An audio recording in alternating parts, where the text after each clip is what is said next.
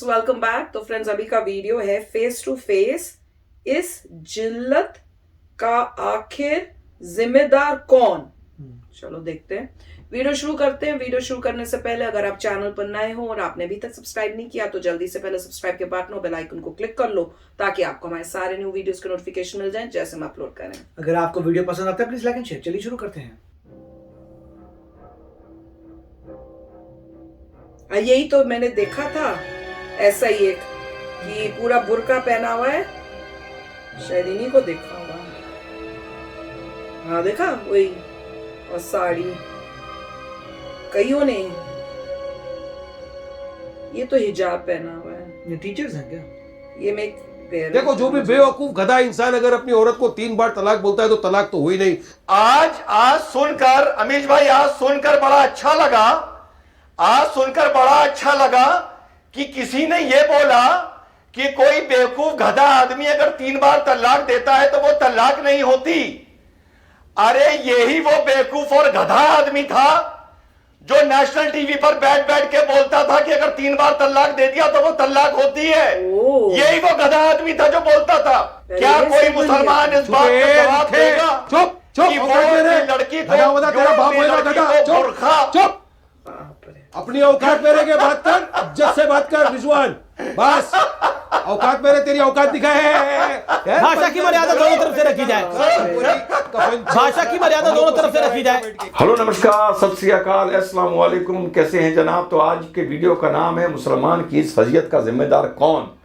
पिछले 10 दिन से मैं साथियों मुसलमानों को वीडियो के जरिए, डिबेट के जरिए आगाह कर रहा था, रेड फ्लैग कर रहा था, चेतावनी दे रहा था कि हिजाब को और बुर्के को लेकर अगर तुम्हारी फजीयत हुई और कोर्ट्स ने तुम्हारा सपोर्ट नहीं किया तो इसमें तुम्हें बहुत जिल्लत झेलनी पड़ेगी।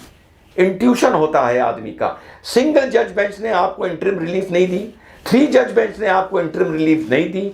आज फिर आर्गुमेंट लगा हुआ है, लेकिन स्कूल कर्नाटका के खुल गए। पहले आज से 10-15 दिन पहले जिन लड़कियों को, बच्चियों को यह कहा जा रहा था कि ड्रेस की वजह से आप सिर्फ क्लास में आप हिजाब पहन के नहीं आ सकती, स्कूल में आ सकती हैं, असेंबली में आ सकती हैं, इंटरवल में रह सकती हैं। आज ड्रेस तो छोड़िए, बच्चियां छोड़िए, टीचर्स तक के सड़क पर खड़े करके हिजाब और बुर्के उतरवाए गए। और इस मुद्दे पर जाहिल पठान ने क्या बोला? देखिए अमीश भाई, आज दिल बड़ा दुखद हो गया एक वीडियो देखकर। कर्नाटका के अंदर एक मुस्लिम महिला जो टीचर थी वो गई वहां पर, तो उसको रोका गया वहां गेट के बाहर। उसको पहले हिजाब निकलवा गया, फिर उसका बुर्खा उतरवा दिया वहां पर। बुर्खा तो नहीं पहन के क्लास में चले जाओगे। तो ये बहुत दुखद बात है कि सुना।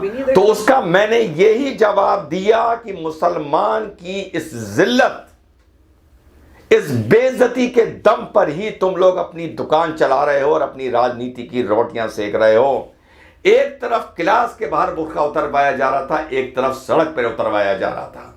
और वो शर्मिंदगी सोचिए, वो जिल्लत सोचिए उस जिस औरत को हो रही होगी जो सड़क पे खड़े होके, मैं आप लोगों ने जो वीडियोस देखे हैं ये चल रहे हैं, जो वो अपना बुर्का उतार रही थी, अपना हिजाब उतार रही थी और अपने बैग में या अपनी स्कूटी में रख ली थी। दोस्तों, मैंने इसके लिए आप लोगों को वार्न किया था कि इस लड़ाई को इस तरीके से मत लड़ो, गलत तरीके से लड़ रहे हो। और कोर्ट्स ने आपका सपोर्ट नहीं करा। और अगर आगे जाके कोर्ट ने फाइनली रिलीफ नहीं दिया और रिलीजियस सिंबल्स को अलाउ नहीं किया तो सोचो उस मोहल्ले से जो रोज टीचर बुर्खा पहन के जाती थी, अब वो क्या बिना बुर्खे के जाएगी? तब मोहल्ले में बेइज्जती होगी। स्कूल के दरवाजे पे जाके बुर्खा उतारेगी, तब बेइज्जती होगी। और तुम लोग इसी तरह अपनी जिद और जिल्लत को अपना चोली दामन का साथ बना लो। जिद और जिल्लत को मॉल्स में और कई इंस्टीट्यूट्स में आने वाले वक्त में इसी तरह से बाहर खड़े करके बुर्खे उतरवाए जाएंगे। तुम लोग जिद करते हो, रस्सी जल जाती है, तुम्हारे बल नहीं जाते हैं। और तुमको जो आदमी वार्न करता है, जो आगाह करता है, उसको सिर्फ तुम लोग माँ बहन बेटी की गालियां देते हो, क्योंकि इसके आगे तुम्हारी तरबियत ने तुमको सोचना सिखाया ही नहीं है। उसके बाद आगे बात ये बार बार करी जा रही है। कल हम लोग एक जगह कोर्ट में भी बैठे थे कि सरदार जब पगड़ी पहन सकता है तो हम क्यों नहीं हिजाब पहन सकते, ये तुलना या टोपी क्यों नहीं पहन सकते। बिल्कुल सही बात है। तो इसका मैंने डिबेट में इस लावारिस पठान ने, जाहिल पठान ने यह बात जब उठाई तो मैंने इसका क्या जवाब दिया आप सुनिए। इन्होंने सरदार की पगड़ी की बात करी, अब आराम से सुनिएगा। सरदार का बच्चे का बाल कभी कैंची नहीं लगाई जाती, वो 5 साल का भी होता है तो उसके छोटी सी पगड़ी बांध दी जाती है। हमें मंजूर है कि हम हिजाब की तुलना पगड़ी से करेंगे। सुप्रीम कोर्ट ने कहा था जब लड़की पैदा होती है तो मॉडेस्टी के साथ पैदा होती है, जब लड़की पैदा होती है तो उसमें शर्म होती है। अमीश बोलता है तो बड़ा इसका सीधा सा समाधान है, मुसलमान लोग इस बात की कसम खा लें कि लड़की जैसे ही 4 साल की होगी उसको पूरी जिंदगी की तरह हिजाब पहनाने लगेंगे। हर मुसलमान लड़की को हिजाब पहनाने लगेंगे, इसको अपने रिलीजन का हिस्सा मान लें। लड़कियां कोई तो फिर सरदार से तुलना करें। ये नहीं चलेगा कि आज मैंने हिजाब पहना कल उतार दिया, फिर 1 महीने बाद पहना फिर उतार दिया, ये नहीं चलेगा। अगर सरदार की पगड़ी से तुलना कर रहे हो तो सरदार का बच्चा जैसे 6 साल की उम्र से पगड़ी पहनता है, अपने घर की लड़कियों को 6 साल की उम्र से हिजाब पहनाओ। अगर पहनना है तो उसको अपने अंग का एक हिस्सा बना लो, जैसे सरदार ने पगड़ी को बनाया है। सरदार का बच्चा 5 साल की उम्र में, 6 साल की उम्र में उसके सर पे कपड़ा बांध दिया जाता है, बाद में वो पगड़ी में कन्वर्ट करती है और बाद में फिर 7 मीटर की पगड़ी में कन्वर्ट करती है। करो इस तरह। कल एक डिबेट में एक लड़की थी, उसकी फोटो फ्लैश हुई आज से 15 दिन पहले की, जिसमें वो हिजाब नहीं पहने हुए हैं, सलवार कमीज पहने पर हिजाब नहीं है, टीवी पर हिजाब पहने बैठी हैं। जब एंकर ने पूछा भाई ये क्या है, तो 15 दिन पहले की आपकी फोटो है, कहीं इंस्टाग्राम से उनकी निकाल ली गई थी। तो कह रही है तो क्या हुआ, इस 15 दिन के अंदर ही अल्लाह ताला ने मुझे हिदायत दे दी और आगे भी अगर मेरा मन चाहेगा मैं हिजाब उतार दूंगी। कोई किसी की कोई फोटो स्कर्ट में आ रही है, उसी औरत की वही फोटो हिजाब में आ रही है। जब तुम खुद हिजाब का मजाक बना रहे हो, जब खुद तुम ये दिखा रहे हो कि हिजाब हमने आज पहना तो पहना, कल उतार दिया तो उतार दिया, परसों पहन लिया तो पहन लिया, तो उसकी तुलना सरदार की पगड़ी से कर सरदार की पगड़ी का अपमान ना करो। इसी डिबेट में साथियों मुझे इतना अफसोस हुआ ट्रिपल तलाक को लेकर, तलाक बिद्दत को लेकर लावारिस पठान, जाहिल पठान क्या बोला आप सुनिए और फिर पीछे के कुछ फ्लैशबैक दिखाता हूं। देखो, जो भी बेवकूफ गधा इंसान अगर अपनी औरत को 3 बार तलाक बोलता है तो तलाक तो हुई नहीं। सुना कि एक बार में 3 बार तलाक बोल दिया, कोई गधा बेवकूफ बोलता है, ये तलाक नहीं होती। तो और ये वही बदजात हैं, ये वही कमीन हैं, ये वही घटिया गलीस घिनौने लोग हैं जिन्होंने हिंदुस्तान सर पर उठा लिया था कि सुप्रीम कोर्ट या सरकार इसमें इंटरफियर नहीं कर सकती ट्रिपल तलाक में, और बोलते थे कि अगर शरीयत में ये है कि 3 बार अगर तलाक बोल दी गई तो वो तलाक है और ये हमारा हक है, ये मुसलमानों का कल्चर है और ये हमारी शरीयत है। याद होगा आपको। सुनिए ये जाहिल आजम ट्रिपल तलाक जैसी तलाक के बिद्दत के लिए क्या बोल रहा था आज नहीं, आज से 5 साल पहले। मेरे अजीज दोस्तों और बुजुर्गों, क्या हम उनसे कमतर हैं? नहीं, हम उनसे कमतर नहीं है। हमारी भी तहजीब है, हमारी भी तहजीब है, और हमारी तहजीब ये है कि मैं अपने तरीके से शादी करूंगा, मैं अपने तरीके से तलाक दूंगा।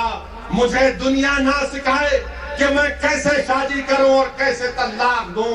सुना, जिन लोगों ने ट्रिपल तलाक खत्म ना होने के लिए सर पर इस देश को उठा लिया था और बोलते थे संविधान खतरे में है, इस्लाम खतरे में है, मुसलमान खतरे में है, आज वो बोल रहे हैं कि कोई पागल गधा इस तरह बोल देता है तो वो क्या तलाक हो जाती है? तलाक नहीं होती। लेकिन जब मैं इन लोगों को अकल देता था कि तलाक की बिद्दत इस्लामी नहीं है, कानून आके रहेगा, सुप्रीम कोर्ट और मोदी को अंडर एस्टिमेट मत करो, तो इसी तरीके से डिबेट में और सोशल मीडिया पर मुझको गाली पड़ती थी। तो जब इसने ये बोला तो मैंने इसका यही जवाब दिया कि वो तलाक देने वाला गधा और उल्लू नहीं था, पर ऐसे बहुत से गधे और उल्लू थे जो तलाक के बिद्दत को डिबेट में बैठ के पार्लियामेंट में, सुप्रीम कोर्ट में डिफेंड करते थे और तलाक के बिद्दत की तरफ से आर्गुमेंट करते थे, और उनमें से एक गधा और उल्लू तू भी था। तो देखिए ये कैसे बिदक गया। आज सुनकर अमीश भाई, आज सुनकर बड़ा अच्छा लगा कि किसी ने यह बोला कि कोई बेवकूफ गधा आदमी अगर 3 बार तलाक देता है तो वो तलाक नहीं होती। अरे यही वो बेवकूफ और गधा आदमी था जो नेशनल टीवी पर बैठ बैठ के बोलता था कि अगर 3 बार तलाक दे दिया तो वो तलाक होती है। यही वो गधा आदमी था जो बोलता था। क्या कोई मुसलमान इस बात का जवाब देगा? चुप चुप कि वो लड़की को चुप, अपनी औकात मेरे के बात कर, इज्जत से बात कर रिजवान, बस औकात मेरे, तेरी औकात दिखाए। भाषा की मर्यादा दोनों तरफ से रखी जाए। भाषा की मर्यादा दोनों तरफ से रखी जाए। चल चल भाषा की मर्यादा मर्यादा क्या, इसको समझाओ अपनी औकात मेरे, गधा घोड़ा। अरे ठीक है, ये पब्लिक को बेवकूफ बना रहा है। लखनऊ में घूमता नहीं है बाहर रास्ते में, औरतें चप्पल पकड़ पकड़ के मारती है इसको। हम बीच में रियल में मुझे लखनऊ से मैसेज आए। अच्छा ठीक है ठीक है ठीक है। अच्छा देखिए, नो पर्सनल कमेंट। मेरा निवेदन है दोनों तरफ से कोई पर्सनल कमेंट ना करे। सुना, इसकी एक और हरकत देखी है। जब मैं बोल रहा होता हूं तो ये दिखाता है मेरा ध्यान कहीं और है, मैं बिजी हूं। कभी मोबाइल से खेलेगा, कभी कागज उठाएगा, कभी कुछ लिखेगा, ये दिखाने के लिए कि तू बोल रहा है, मैं सुन नहीं रहा। ये सुन रहा होता है और ये जल भी रहा होता है और ये किलस भी रहा होता है।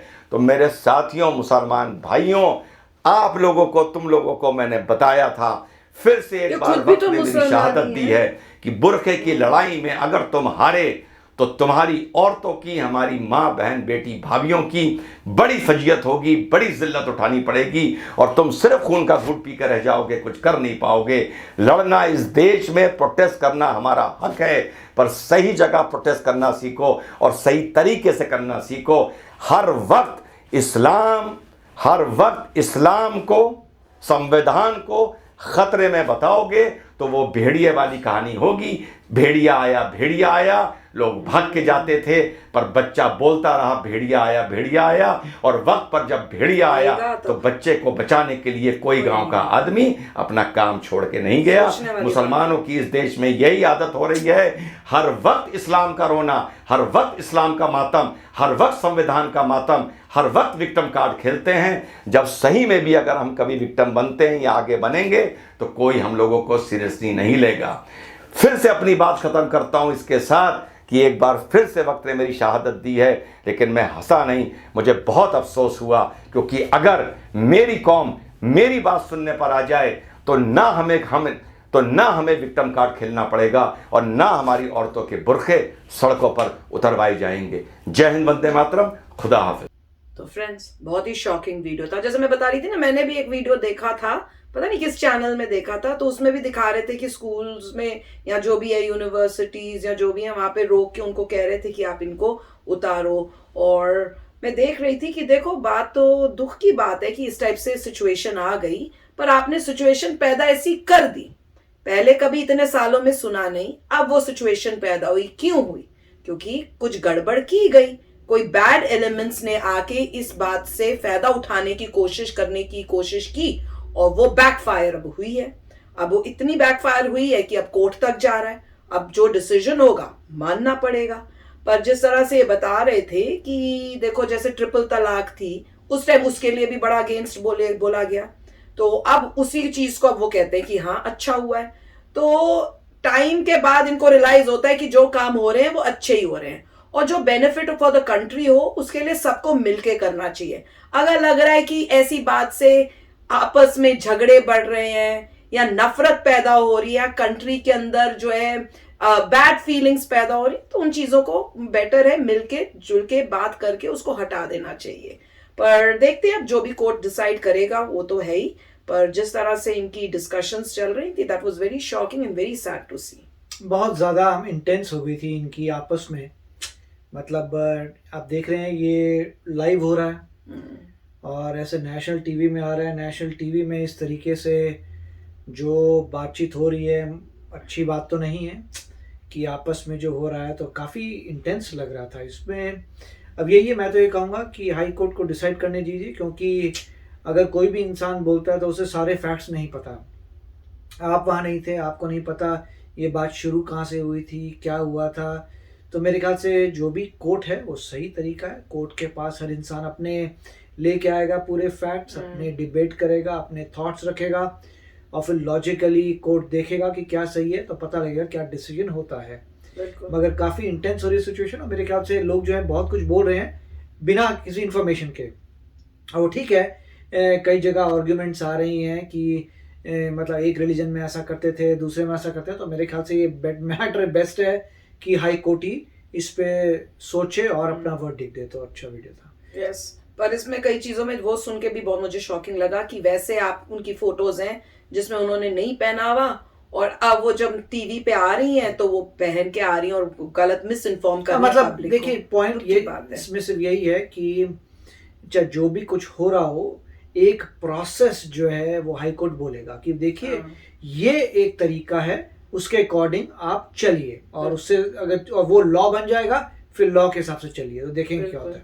तो वेट करते हैं, देखते हैं कि क्या डिसीजन आता है। तो चलो फ्रेंड्स, चलते हैं, मिलेंगे नेक्स्ट वीडियो में बहुत ही जल्द। Till then take care and bye bye. तो अगर आप मेरे इस चैनल पे नए हो तो जल्दी से सब्सक्राइब के बटन को हिट करो और बेल आइकन को क्लिक करो, ताकि आपको मेरा जब नया वीडियो मैं लगाऊं आपको उसके बारे में जल्दी से पता चल जाए।